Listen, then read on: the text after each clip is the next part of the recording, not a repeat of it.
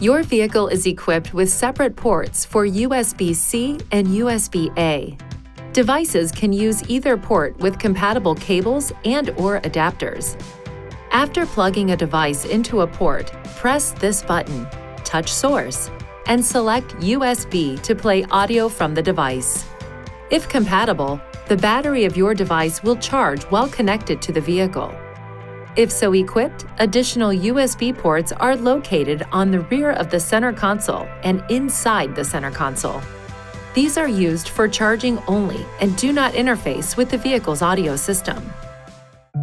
Please see your Nissan Connect Owner's Manual for important safety information, system limitations, and additional operating and feature information.